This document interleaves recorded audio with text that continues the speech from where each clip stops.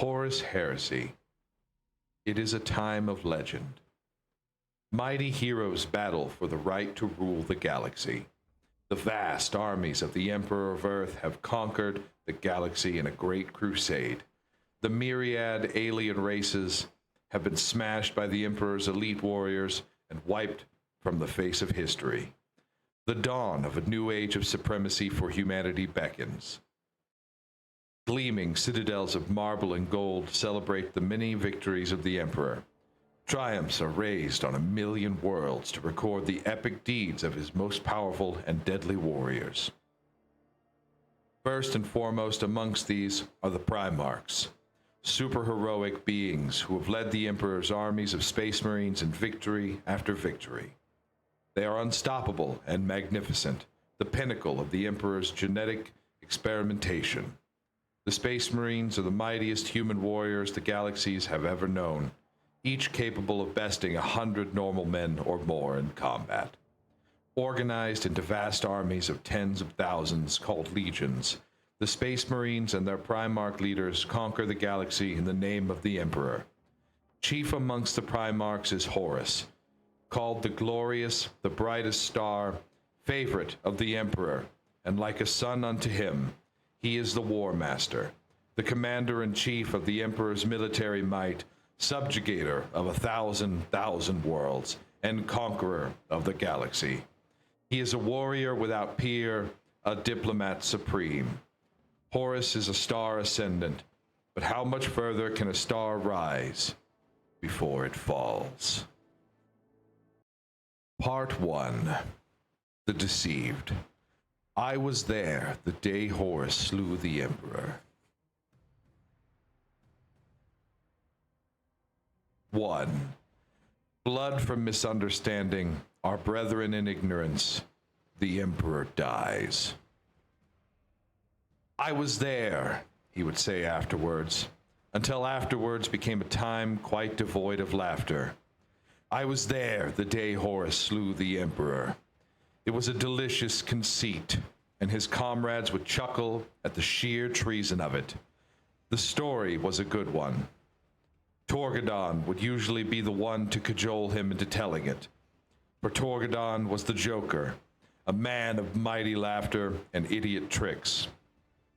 And Loken would tell it again, a tale rehearsed through so many retellings it almost told itself. Loken would always careful to make sure his audience properly understood the irony in his story. It was likely that he felt some shame about his complicity in the matter itself, for it was a case of blood spilled from misunderstanding. There was a great tragedy implicit in the tale of the Emperor's murder, a tragedy that Loken always wanted his listeners to appreciate, but the death of Sejanus was usually all that fixed their attentions. That and the punchline. It had been as far as the warp-dilated horologs could attest. The 203rd year of the Great Crusade, Loken always set his story in its proper time and place. The commander had been War Master for about a year, since the triumphant conclusion of the Olenor campaign, and he was anxious to prove his newfound status, particularly in the eyes of his brothers. War Master, such a title. The fit was still new and unnatural, not yet worn in. It was a strange time to be abroad amongst stars. They had been doing what they had been doing for 2 centuries, but now it felt unfamiliar. It was a start of things, and an ending too. The ships of the 63rd expedition came upon the Imperium by chance. A sudden etheric storm, later declared providential by Malaghurst, forced a route alteration, and they translated into the edges of a system comprising 9 worlds. 9 worlds circling a yellow sun. Detecting the shoal of rugged expedition, warships on station at the out-system edges, the Emperor first demanded to know their occupation and agenda.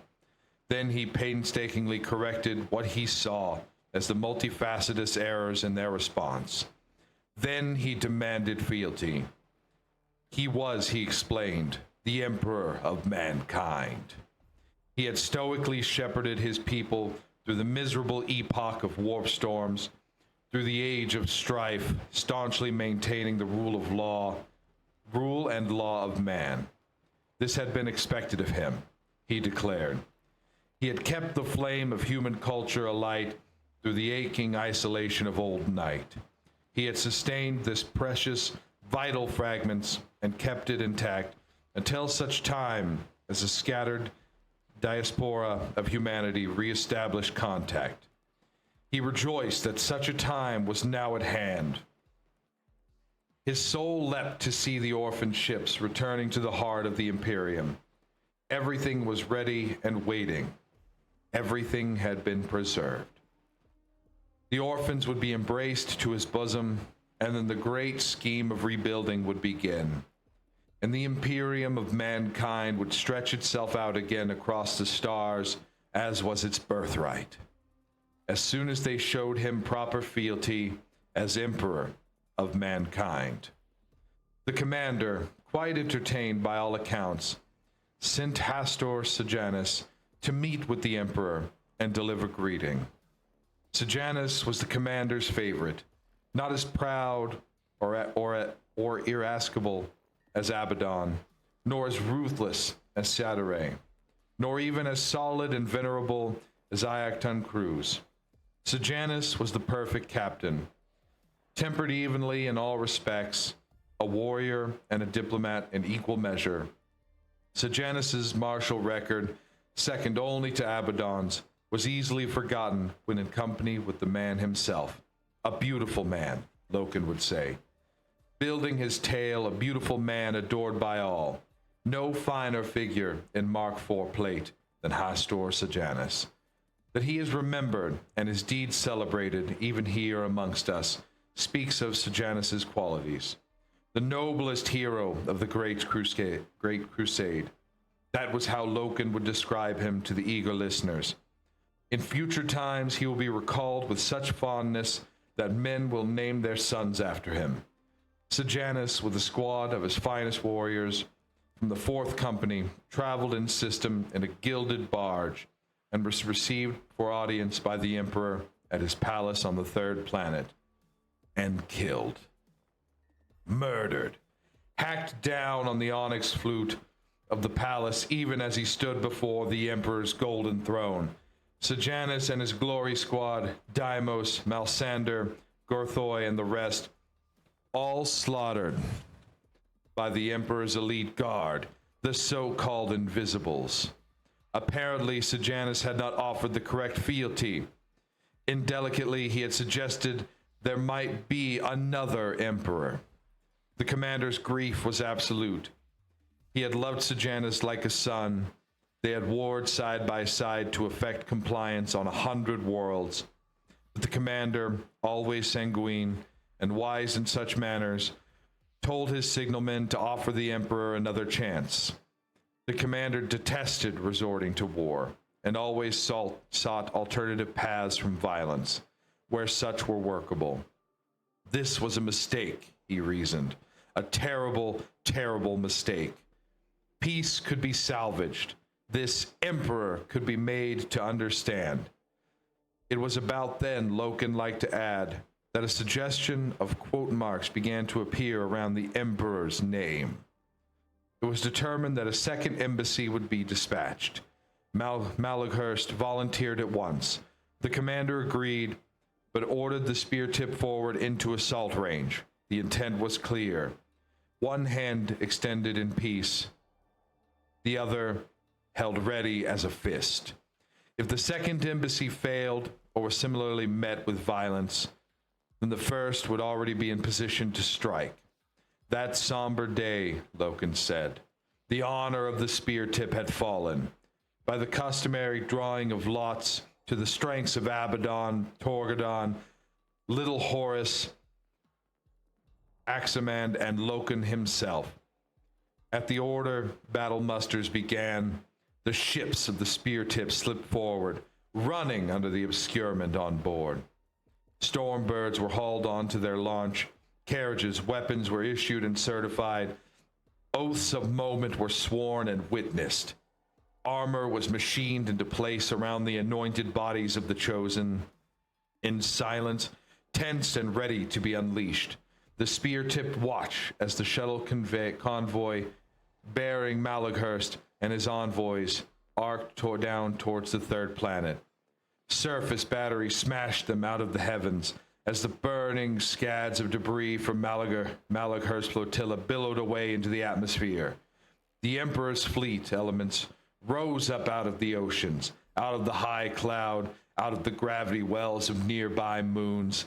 600 warships revealed and armed for war. Abaddon broke obscurement and made a final personal plea to the Emperor, beseeching him to see sense. The warships began to fire on Abaddon's spear tip. "My commander," Abaddon relayed to the heart of the waiting fleet, "there is no dealing here. This fool impostor will not listen." And the commander replied, "Illuminate him, my son, but spare all you can. That order notwithstanding, avenge the blood of my noble Sejanus. Decimate this Emperor's elite murderers, and bring the impostor to me." And so, Loken would sigh, we made war upon our brethren, so lost in ignorance. It was late evening, but the sky was saturated with light. The phototrophic towers of the high city, built to turn and follow the sun with their windows during the day, shifted uneasily, the pulsating radiance in the heavens. Spectral shapes swam high in the upper atmospheric, ships engaging in a swirling mass, charting brief, nonsensical zodiacs with the beams of their battery weapons. At ground level, around the wide basalt platforms that formed the skirts of the palace, gunfire streamed through the air like horizontal rain.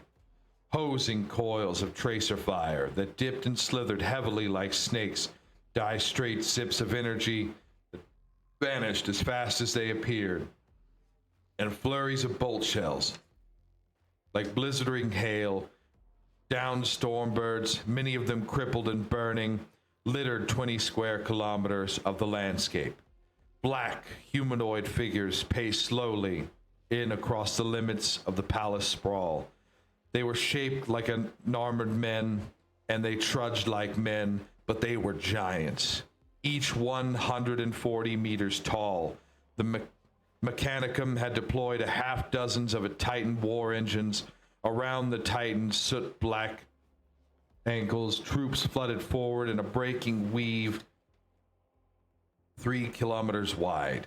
The Luna wolves surged like the surf of the wave, thousands of gleaming white figures bobbing and running forward across the skirt platforms, detonations bursting amongst them, lifting rippling fireballs and trees of dark brown smoke. Each blast juttered the ground with a gritty thump and showered down dirt as an aftercurse. Assault craft swept in over the heads, low between the shambling frames of the widespread Titans, fanning the slowly lifting smoke clouds into sudden energetic vortices. Every Astartes helmet was filled with the vox chatter, snapping voices chopping back and forth, their tonal edges roughened by the transmission quality. It was Loken's first taste of mass war since Olenor 10th Company's first taste too. There had been skirmishes and scraps, but nothing testing. Loken was glad to see that his cohort hadn't grown rusty. The unapologetic regimen of live drills and punishing exercises he'd maintained had kept them whetted as sharp and serious as the terms of the oaths of moment they had taken just hours before. Olenor had been glorious, a hard, unstinting slog to dislodge and overthrow a bestial empire.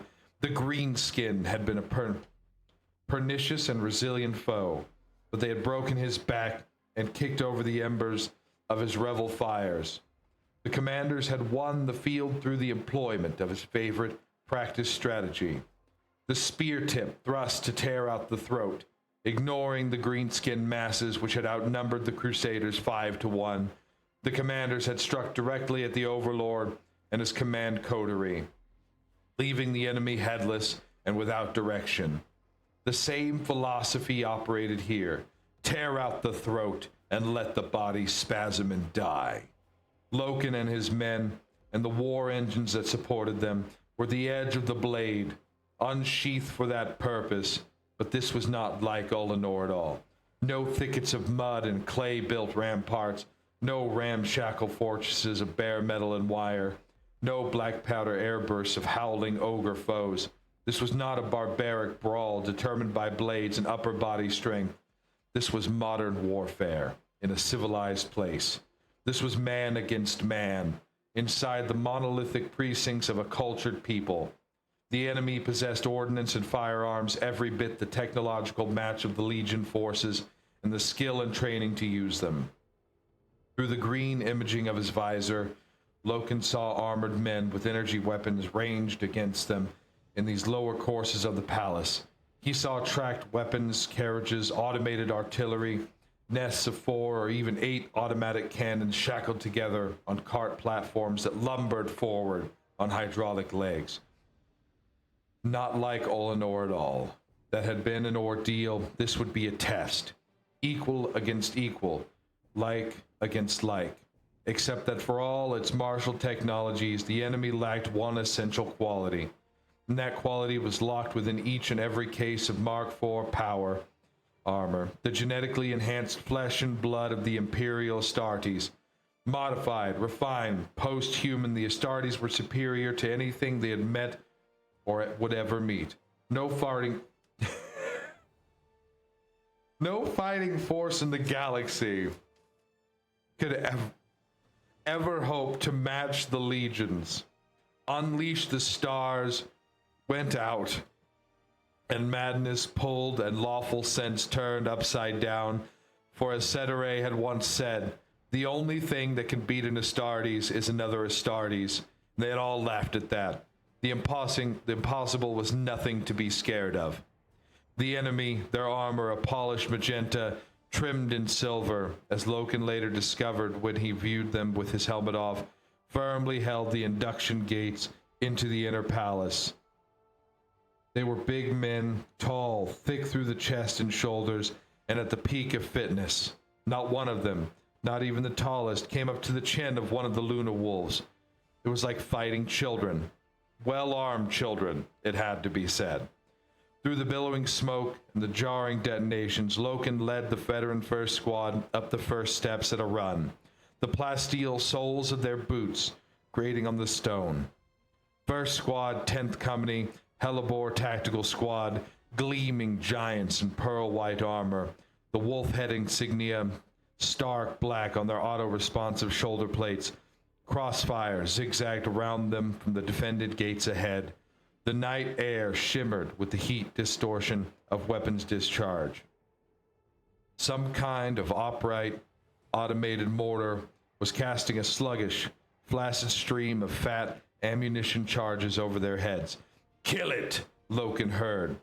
Brother Sergeant Jubal instruct over the link. Jubal's order was given in the cut argot of Chthoniya, their derivation world, a language that the Luna Wolves had preserved at their battle tongue. The battle brother, carrying the squad's plasma cannon, obeyed without hesitation. For a dazzling half-second, a 20-meter ribbon of light linked the muzzle of his weapon to the auto mortar, and then the device engulfed the facade of the palace in a roasting wash of yellow flame. Dozens of enemy soldiers were cast down by the blast. Several were thrown up into the air, landing crumpled and boneless on the flight of steps. "Into them!" Jubal barked. Wildfire chipped and pattered off their armor. Loken felt the distant sting of it. Brother Callan stumbled and fell, but righted himself again. Almost at once, Loken saw the enemy scatter away from their charge. He swung his bolter up. His weapon had gash in the metal of its foretip, the legacy of a green-skinned axe during Olenor. A cosmetic mark Loken had told the armorers not to finish out. He began to fire, not on burst, but on single shot, feeling the weapon buck and kick against his palms. Bolter rounds were explosive penetrators. The men he hit popped like blisters. or shredded like bursting fruit. Pink mist fumed off every ruptured figure as it fell. 10th Company! Loken shouted. For the War Master! The war cry was still unfamiliar, just another aspect of the newness. It was the first time Loken had declaimed it in war, the first chance he'd had since the honor had been bestowed by the Emperor after Olenor. By the Emperor, the true Emperor. Lupercal! Lupercal! The wolves yelled back as they steamed in, choosing to answer with the old cry, the Legion's pet name for their beloved commander. The war horns of the Titans boomed. They stormed the palace. Loken paused by one of the induction gates, using his front runners in, fully reviewing the advance of his company main force. Hellish fire continued to take them from the upper balconies and towers. In the far distance, a brilliant dome of light suddenly lifted into the sky, astonishingly bright and vivid. Loken's visor automatically dimmed. The ground trembled, and a noise like a thunderclap reached him. A capital ship of some size, stricken and ablaze, had fallen out of the sky and impacted in the outskirts of the high city. Drawn by the flash, these phototropic towers above him fidgeted and rotated. Reports flooded in. Axaman's 4th, 5th Company had secured the Regency and the pavilions of the ornamental lakes to the west of the high city. Torgadon's men were driving up through the lower town, slaying the armor sent to block them. Loken looked east, 3 kilometers away across the flat plain of the basalt platforms, across the tide of charging men and striding titans and stitching fire. Abaddon's company, 1st Company, was crossing the bulwarks into the far flank of the palace. Loken magnified his view, resolving hundreds of white armored figures pouring through the smoke and chop fire. At the front of them, the dark figures of 1st Company's foremost Terminator squad, the Justarin. Justarin? They wore polished black armor, dark as night, as if they belonged to some other Black Legion. Loken to 1st, he sent. 10th has entry. There was a pause, a brief distort. Then Abaddon's voice answered. Loken, are you trying to shame me with your diligence? Not for a moment, 1st Captain, Loken replied. There was a strict hierarchy of respect within the Legion, and though he was a senior officer, Loken regarded the peerless 1st Captain with awe. All of the Mournival, in fact. Though Trogadon had always favored Loken with a genuine show of friendship, now Sejanus was gone. Loken thought the aspect of the Mournival would soon change. I'm playing with you, Loken, Abaddon sent, his voice so deep that some vowel sounds were blurred by the vox. I'll meet you at the feet of this false emperor. First one there gets to illuminate him. Loken fought back a smile. Ezekiel Abaddon had seldom spotted with him before. He felt blessed, elevated. To be chosen man was enough, but to be in with the favored elite, that was every captain's dream. Reloading, Loken entered the palace through the induction gate, stepping over the tangled corpses of the enemy dead. The plaster facing of the inner walls had been cracked and blown down, and loose crumbs like dry sand crunched under his feet. The air was full of smoke, and his visored display kept jumping from one register to another as it attempted to compensate and get a clean reading. He moved down the inner hall, hearing the echo of gunfire from deeper in the palace compound. The body of a brother lay slumped in a doorway to his left, the large, white-armored corpse odd and out of place amongst the smaller bodies. Marjax, one of the Legion's apothecary, was bending over him. He glanced up as Loken approached and shook his head. Who is it? Loken asked. Tibor, of the 2nd Squad, Marjax replied. Loken frowned as he saw the devastating head wound that had stopped Tibor. The Emperor knows his name, Loken said. Marjax nodded and reached into his Narthesium to get the reductor tool. He was about to remove Tibor's precious gene seed so that it might be returned to the Legion's banks. Loken left the apothecary to his work and pushed on down the hall. In a wide colonnade ahead, the towering walls were decorated with frescoes showing familiar scenes of a haloed emperor upon a golden throne. How blind these people are, Loken thought. How sad this is. One day, one single day with the iterators, and they would understand. We are not the enemy. We are the same. And we bring with us a glorious message of redemption. Old night is done. Man walks the stars again, and the might of the Astartes walks at his side to keep him safe. In a broad, sloping tunnel of etched silver, Loken caught up with elements of Third Squad. Of all the units in his company, Third Squad, Locusta Tactical Squad, was his favorite. And his favored, its commander, Brother Sergeant Nero Vipus, was his oldest and truest friend. "How's your humor, Captain?" Vipus asked. His pearl-white plate was smudged with soot and streaked with blood. "Phlegmatic, Nero." "Phlegmatic, Nero. You?" "Choleric, red-raged, in fact. I've just lost a man and 2 more of mine are injured. There's something covering the junction ahead. Something heavy. Rate of fire like you wouldn't believe." "Tried fragging it?" 2 or 3 grenades, no effect. And there's nothing to see. Garvey, we've all heard about these so-called invisibles, the ones that butchered Sejanus. I was wondering. "Leave the wondering to me," Loken said. "Who's down?"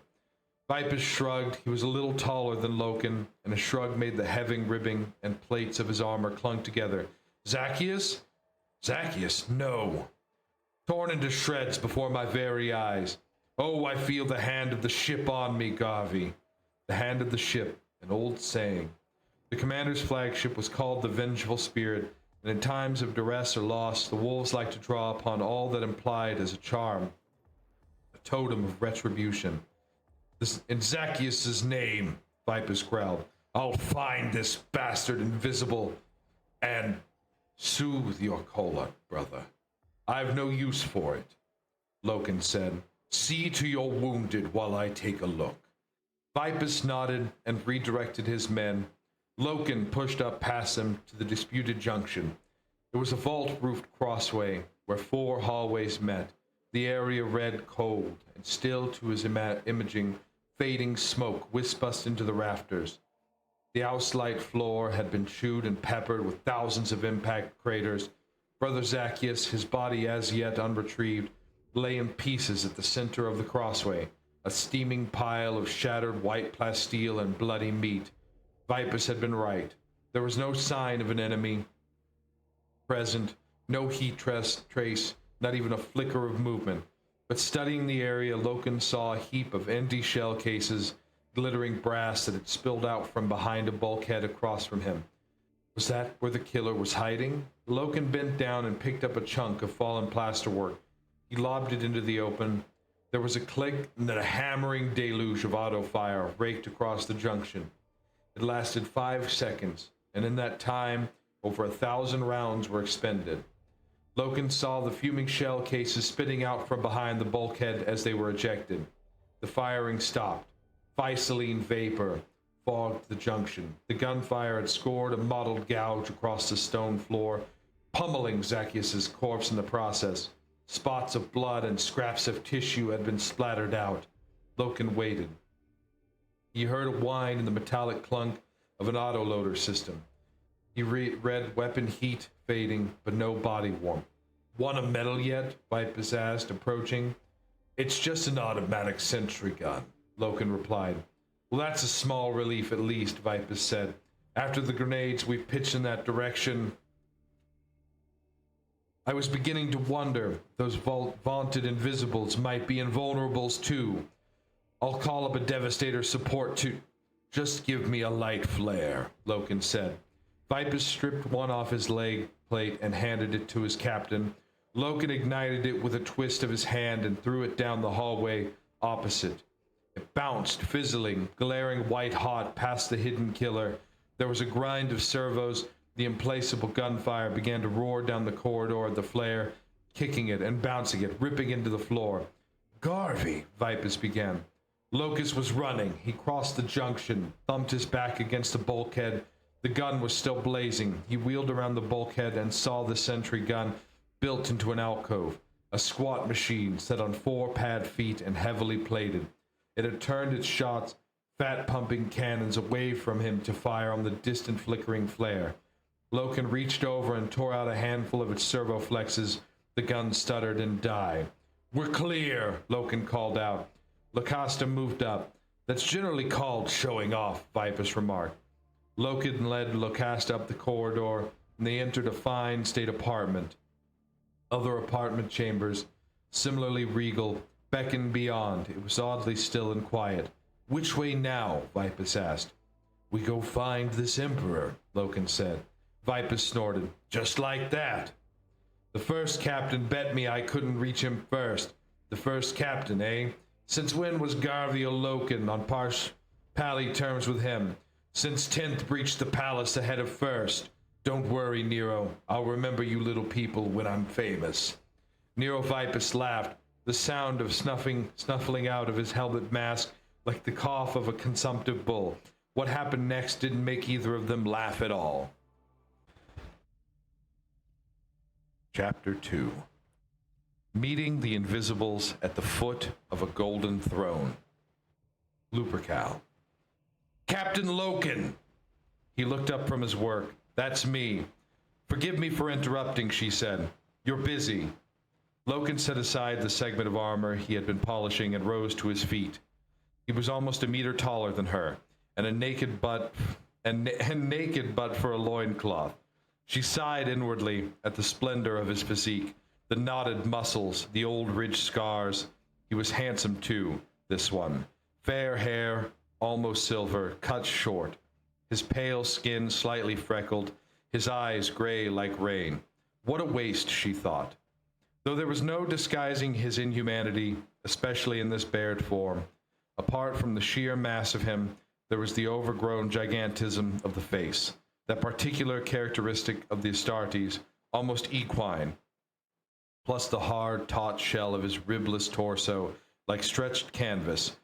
"I don't know who you are," he said, dropping a nub of polishing fiber into a little pot and wiping his fingers. She held out her hand. "Mercedes Olaton, official remembrancer," she said. He looked at her tiny hand and then shook it, making it seem even more tiny in comparison with his own giant fist. "I'm sorry," she said, laughing. "I keep forgetting you don't do that out here. Shaking hands, I mean. Such a parochial Terran custom." "I don't mind it. Have you come from Terra?" "I left there a year ago, dispatched to the Crusade by permit of the Council." "You're a remembrancer? You know what that means?" "I'm not stupid," Loken said. "Of course not," she said hurriedly. "I meant no offense." "None taken." He eyed her, small and frail, though possibly beautiful. Loken had very little experience of women. Perhaps they were all frail and beautiful. He knew enough to know that few were as black as her. Her skin was like burnished coal. He wondered if it were some kind of dye. He wondered too about her skull. Her head was bald, but not shaved. It seemed polished and smooth as if it had never known hair. The cranium was enhanced somehow, extending back in a streamlined sweep that formed a broad ovoid behind her nape. It was like she had been crowned, as if her simple humanity had been made more regal. "How can I help you?" he asked. "I understand you have a story, a particularly entertaining one. I'd like to remember it for posterity." "Which story?"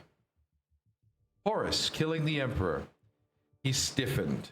He didn't like it when non-Astartes humans called the War Master by his true name.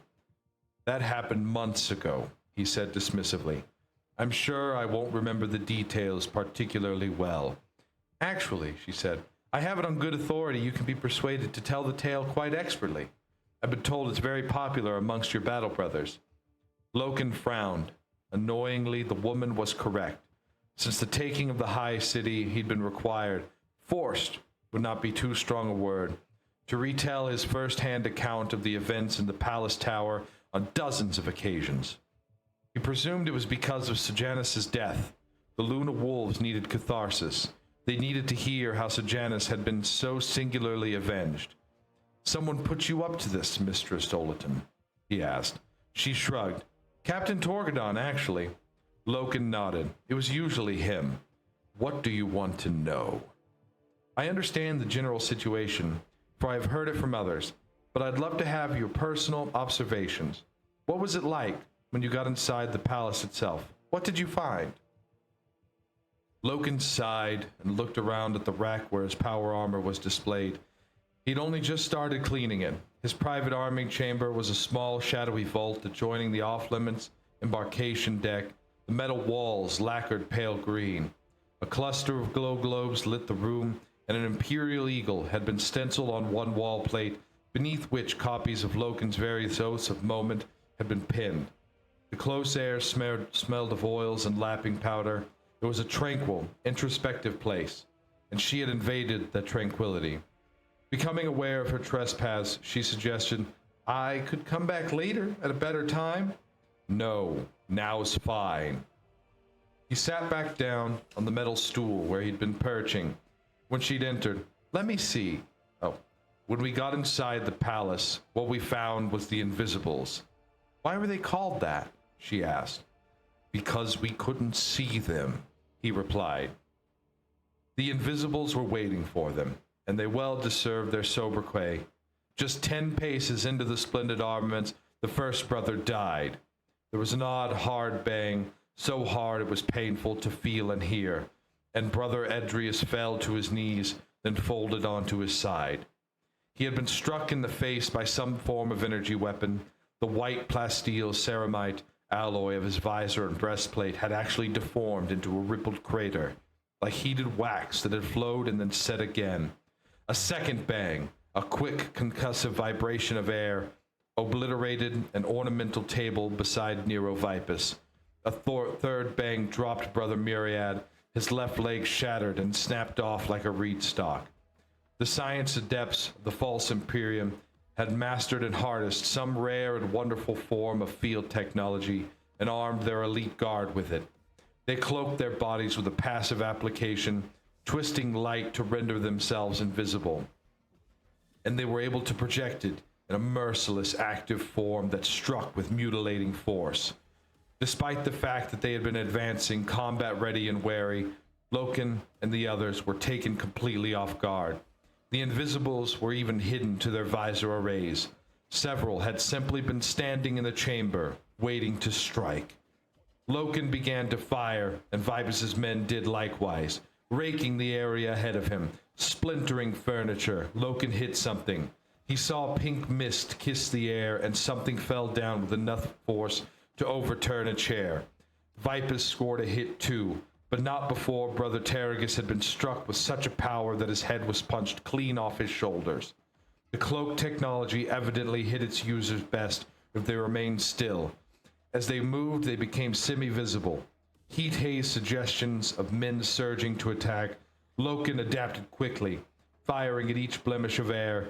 He adjusted his visor, gained to full contrast, almost black and white, and saw them better. Hard outline against the fuzzy background. He killed 3 more. In death, several lost their cloaks.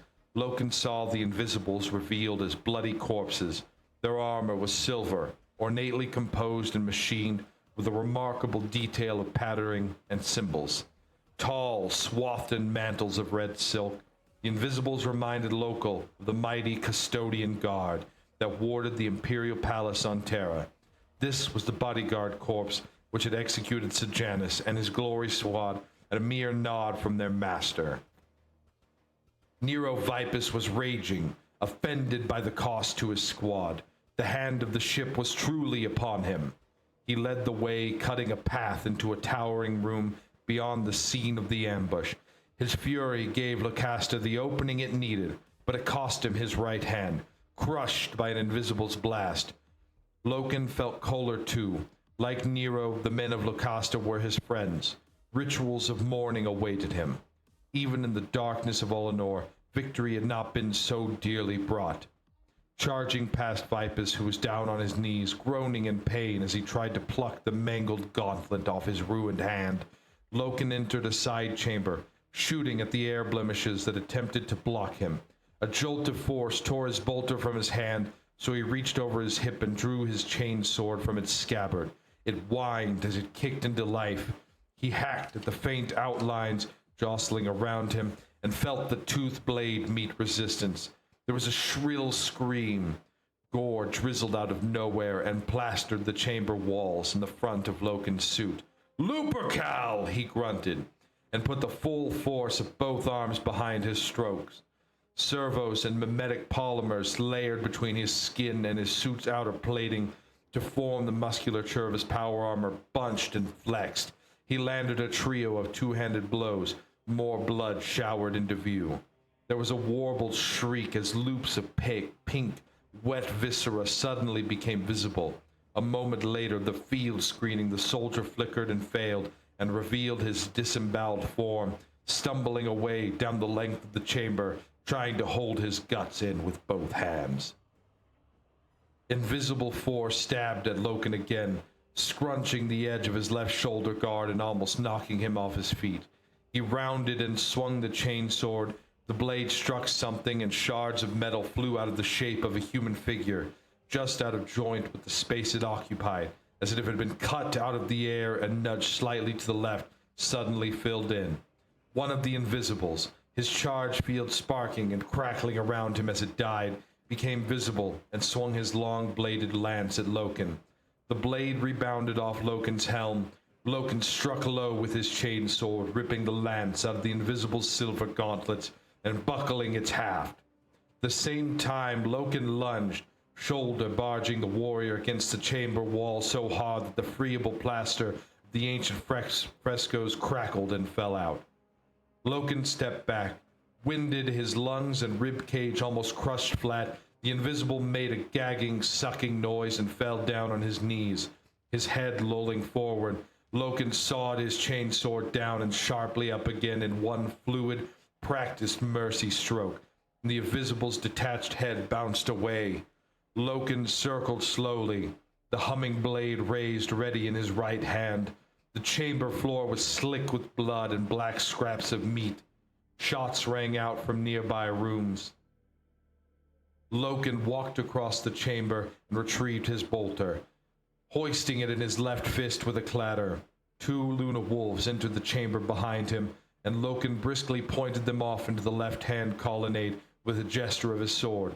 "Form up and advance!" He snapped into his link. Voices answered him. "Nero, I'm behind you, 20 meters. How's the hand? I left it behind. It was getting in the way." Loken prowled forward, the end of the chamber, past the crumpled, leaking body of the invisible he had disemboweled. 16 broad marbled steps led up to a stone doorway. The splendid stone frame was carved with complex linenfold motifs. Loken ascended the steps slowly. Mottled washes of light cast spastic flickers through the open doorway. There was a remarkable stillness. Even the din of the fight engulfing the palace all around seemed to recede. Loken could hear the tiny taps made by the blood dripping off his outstretched chainsword onto the steps, a trail of red beads up the white marble. He stepped through the doorway.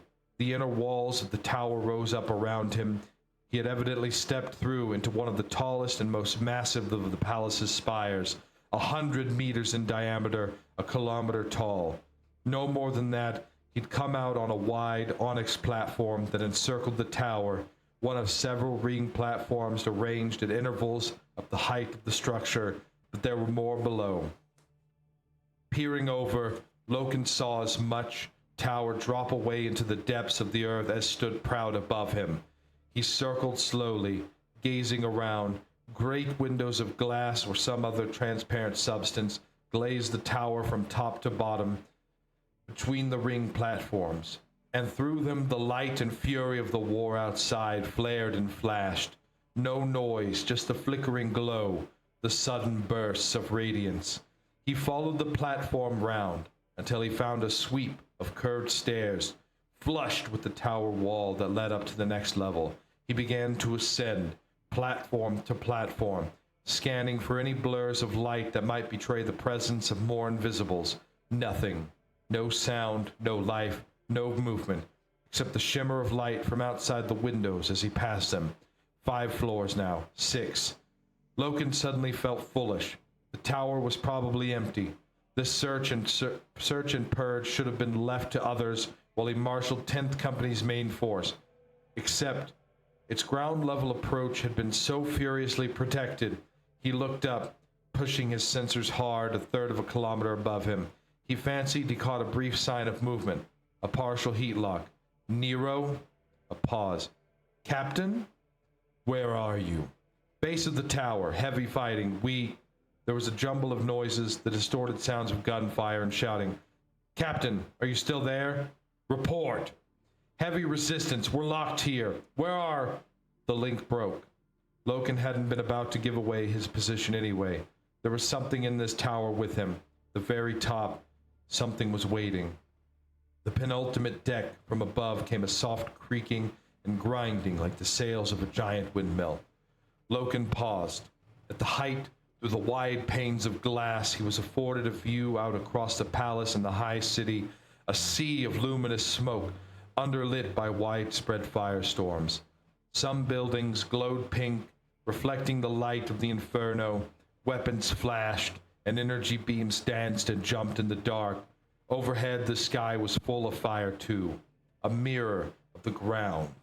The spear tip had visited the murderous destruction upon the city of the Emperor, but had it found the throat? He mounted the last flight of steps, his grip on the weapons tight. The uppermost ring platform formed the base of the tower's top section, a vast cupola of crystal glass petals ribbed together with steel spars that curved up to form a finial mass, the apex high above. The entire structure creaked and slid, turning slightly one way then another, as it responded phototropically to the blooms of light outside in the night. On one side of the platform, its back to the great window, sat a golden throne. It was a massive object, a heavy plinth of 3 golden steps rising to a vast gilt chair with a high back and coiled armrests. The throne was empty. Loken lowered his weapons. He saw that the tower top turned so that the throne was always facing the light. Disappointed, Loken took a step towards the throne and then halted when he realized he wasn't alone after all. A solitary figure stood away to his left, hands clasped behind its back, staring out at the spectacle of war. The figure turned. It was an elderly man dressed in a floor-length mauve robe. His hair was thin and white, his face thinner still. He stared at Loken with glittering, miserable eyes. "I defy you," he said, his accent thick and antique. "I defy you, invader." "Your defiance is noted," Loken replied. "But this fight is over. I can see you've been watching its progress from up here. You must know that. The Imperium of Man will triumph over all its enemies." The man replied, "Yes," said Loken. "Absolutely it will. You have my promise." The man faltered, as if he did not quite understand. Am I addressing the so-called Emperor? Loken asked. He switched off and sheathed his sword, but he kept his bolter up to cover the robed figure. "So-called," the man echoed. "So-called? You cheerfully blaspheme in this royal palace? The Emperor is the Emperor undisputed, savior and protector of the race of man. You're some imposter, some evil demon." "I am a man like you," the other scoffed. "You are an imposter, made like a giant, malformed and ugly. No man would wage war upon his fellow man like this." He gestured disparagingly at the scene outside. "Your hostility started this," Loken said calmly. "You would not listen to us or believe us. You murdered our ambassadors. You brought this upon yourselves. We are charged with the reunification of mankind throughout the stars in the name of the Emperor. We seek to establish compliance amongst all the fragmentary and disparate strands. Most greet us like the lost brothers we are. You resisted. You came to us with lies. We came with the truth. Your truth is obscenity. Sir, the truth itself is immoral. Saddens me that we believe the same words, the very same ones, but value them so differently. That difference has led directly to this bloodshed. The elderly man sagged, deflated. You could have left us alone. What? Loken asked. If our philosophies are so much at odds, you could have passed us by and left us to our lives, unviolated, yet you did not. Why? Why did you insist on bringing us to ruin? Are we such a threat to you? Because the truth is immoral. So you said. But in serving your fine truth invaders, you make yourself immoral. Loken was surprised to find he didn't know quite how to answer. He took a step forward and said, I request you surrender to me, sir. You are the commander, I take it, the elderly man asked. I command 10th Company. You are not the overall commander, then. I assumed you were. As you entered this place ahead of your troops, I was waiting for the overall commander. I will submit to him and him alone. The terms of your surrender are not negotiable. Will you not even do that for me? Will you not even do me that honor? I would stay here until your lord and master comes in person to accept my submission. Fetch him. Before Loken could reply, a dull wail echoed up into the tower top, gradually increasing in volume. The elderly man took a step or two backwards, fear upon his face. The black figures rose up out of the tower's depths, sending slowly, vertically up through the open center of the rigging platform. 10 Astartes warriors. The blue heat of their whining jump packs burners shimmering the air behind them. Their power armor was black, trimmed with white. Catchlin Reaver Squad, 1st Company's veteran assault pack. First in, last out. One by one, they came in to land on the edge of the ring platform, deactivating their jump packs. Callus Ekadon, Catchlin's captain, glanced sidelong at Loken. The first captain's compliments. Captain Loken, you beat us to it after all. Where's the first captain? Loken asked. Below, mopping up, Ekadon replied. He set his vox to transmit. This is Ekadon, Catchlin. We have secured the false emperor. No, said Loken firmly. Ekadon looked at him again. His visor lenses were stern and unreflective jet glass set in the black metal of his helmet mask. He bowed slightly. My apologies, Captain, he said archly. The prisoner and the honor are yours, of course. That's not what I meant, Loken replied. This man demands the right to surrender in person to our commander-in-chief. Ekadon snorted, and several of his men laughed. This bastard can demand all he likes, Ekadon said, but he's going to be cruelly disappointed. We are dismantling an ancient empire, Captain Ekadon, Loken said firmly. Might we not display some measure of gracious respect in the execution of that act, or are we just barbarians? He murdered Sir Janus, spat one of Ekadon's men. He did, Loken agreed. So should we just murder him in response? Didn't the Emperor, praised be his name, teach us always to be magnanimous in victory? The Emperor, praise his name, is not with us, Ekadon replied. If he's not with us in spirit, Captain, Loken replied, did I pity the future of this crusade? Ekadon stared at Loken for a moment, then ordered his second to transmit a signal to the fleet. Loken was quite sure Ekadon had not backed down because he'd been convinced by any argument or fine principle. Though Ekadon, as captain of 1st Company's assault elite, had glory and favor on his side, Loken, a company captain, had superiority of rank. A signal has been sent to the War Master, Loken told the elderly man. Is he coming here now? The man asked eagerly. Arrangements will be made for you to meet him, Ekadon snapped. They waited for a minute or two for a signal response. Astartes attack ships, their engines glowing, streaked past the windows. The light from huge detonations sheeted the southern skies and slowly died away. Loken watched the crisscross shadows play across the ring platform in the dying light. He suddenly realized why the elderly man had insisted so furiously that the commander should come in person to this place. He clamped his bolter to his side and began to stride towards the empty throne. What are you doing? The elderly man asked. Where is he? Where is he really?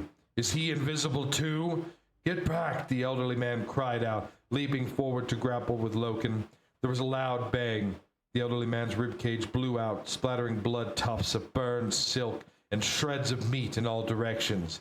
He swayed his robes, shredded and on fire, and pitched over the edge of the platform. Limbs limp, his torn garments flapping, he fell away like a stone down the open door of the palace tower. Ekadon lowered his bolt pistol. I've never killed an emperor before, he laughed. That wasn't the emperor, Loken yelled. You moron! The emperor's been here all the time.